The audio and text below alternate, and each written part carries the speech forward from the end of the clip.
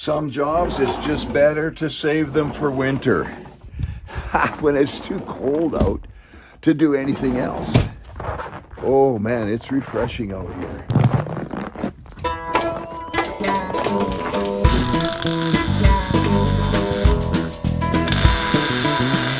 So that's what we're doing today. We're going to tie into getting started on this thing that I've been thinking about for over a year now. If you are using a donor car on a hot rod project, or even if you have a car that's fairly well used, it's a good idea, no, you need to refresh anything mechanical that needs to be repaired, upgraded, brought up to date, all of the fluids and that kind of stuff. And so that's what we're going to tie into now on this 2006 Cadillac CTS. If you go back to episode 36, I think it is, I talked to my brother-in-law, who is an instructor for apprentice mechanics. And we went through this car, talked through it, detail by detail, talking about what needs to be done, what needs to be upgraded, what needs to be refreshed. Okay, so talking about all the fluids and different issues with the car. Cleaning. All right, I use an air hose and a vacuum cleaner along with it so junk doesn't fall down into the spark plug holes or any of that kind of stuff. And I bought a steam cleaner, just a cheap steam cleaner, just for doing these kind of jobs. They'll actually cut through the grease and that a lot better. I suppose pressure washer, whatever, if I was outside and it was summertime, it's minus 17 today, and it's going to be minus 30 for the rest of the week. So yeah, what I'm doing, I'm just doing it in the garage. I think that the key to unbolting everything so that you can bolt it back together again later is to take lots of pictures with your mobile phone, right? So I took pictures of every step in case I got forgetful and couldn't find where something went later on. And keep track of everything. I try to keep the bolts with whatever item that they hold on and that kind of stuff. Otherwise, what happens if you're gone for a few weeks and you come back on the project again and yeah, you can't remember stuff? A big part of refreshing this engine is new timing chains and gears. And while I'm in there, I'm going to change the oil pump and the water pump. You know what? When you dig in that deep, you're thinking, man, I should change the alternator too. The engine in this car is the 3.6 V6, or you could get them in a 2.8 in these Cadillac CTSs and a lot of GM vehicles. They're notorious for stretched timing chains and tensioners. And so normally when you want to refresh the engine, you would tie into this and redo that timing chain. I probably wouldn't have done it because I tore the whole thing apart, and it turns out that this timing chain has stretched like hardly a tiny little bit. Everything's just like new in there. So I guess it depends on how the guy drove it and oil changes and all that kind of stuff. But I think it would be better just to wait until the check engine light comes on and there's a code for the cam phaser or tensioner or whatever it is, and then tie into it. Because, yeah, it wasn't that hard. Well, let's say it wouldn't be much harder to take it apart and do that as a weekend job after the car is being used than it is to do it now. Well, I'm still putting this car together. But a big question is, like, should you do this? Should you take this on at home? I mean, this is a home shop. I have no professional training or no professional tools, you know. Harbor Freight type stuff, Princess Auto in Canada. Over there is my iPad where all of the instructions are. There's some really good YouTube videos on it if you're going to change those timing chains and follow it step by step. Don't do anything or take anything off until you've discovered it, until you've learned about it. Over here, my parts table, trying to lay everything out. Just keep track of everything, you know. I think it'll be a fairly clear operation because of all the good instructions there are out there on how to do this. I actually really enjoy doing this job. It's kind of fun to, you know, just take it apart and put it all back together, put the new timing chains in, and yeah, you know, you just feel like you're doing something good and useful. I'll mention that a lot of guys say you need to buy this tool, $15 or whatever on Amazon, and it goes on the tail end of the camshaft, the back of the camshaft next to the firewall. And the camshaft has flat spots on it, and so this kind of tells you that everything's in alignment. But really, you're going to use the timing marks on the front of the sprockets anyway, and then you really don't need this. You could just put a ruler across or something, Yeah, I thought maybe this kept the camshafts from turning once you took the chains off, but they're not going to turn anyway. They just sit there. So don't bother with these. When you buy the timing chain set, make sure you buy a new oil pump as well, because you want to change it anyway. But also one of the sliders for the timing chain is torqued onto the oil pump, and you can't really take that off and put a new one on and get the torque right on it apparently. This one is the right side of the motor. Goes even with this. Okay. You see this little window there? And that's the one that goes where the window is.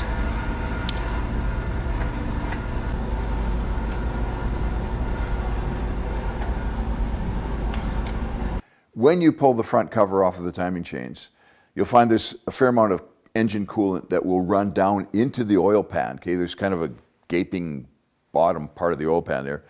And so I put rags and stuff to keep that junk from falling in there, but you know, the coolant had already gone in there. So the solution to that was to change the oil with some cheap oil or whatever, just to clean it all out. I poured oil over top of the timing chains to wash anything down and into that first oil change. And then oil and filter, change it all, put a new one in, the proper one, Mobil 5W30 or whatever this engine requires for it. It says right on the filler cap, right? They're pretty specific. And actually I found that it uses less oil if you use the oil that's specified for the engine. Amazing.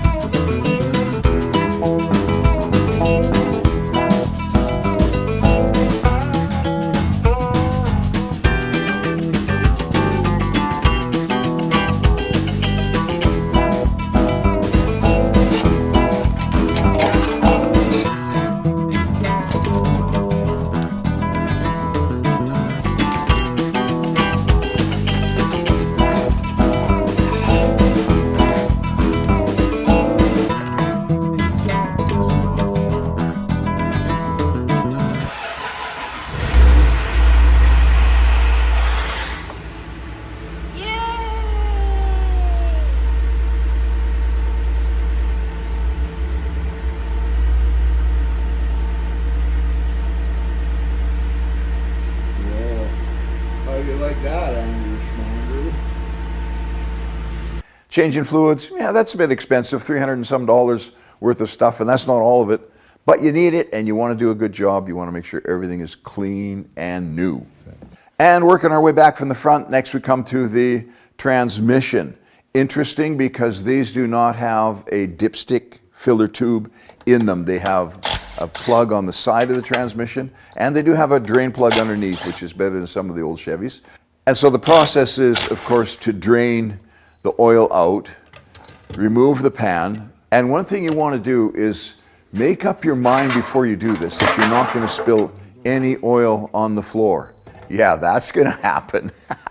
Keep some shaving sawdust, cat litter, I don't know. Keep stuff handy. You'll never have enough rags to mop up the amount of oil that you will spill, no matter how determined you are, especially laying on your back under there. I mean, you know, I thought I would have to pry that pan off. I wasn't expecting it to just drop down on me like that. So the process is you drain it, clean everything up, a new filter.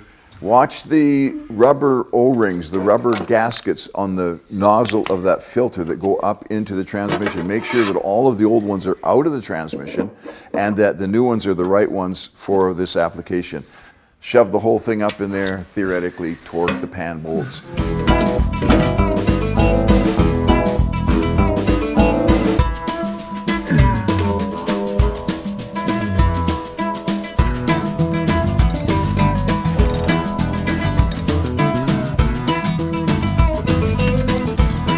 And then take the side plug out and start filling it. You'll need some kind of a pumper. And what you're going to do is pump the transmission fluid in until it begins to run out. Put the plug in, start up the car, run through the gears, warm the thing up until the oil has gone through everything again.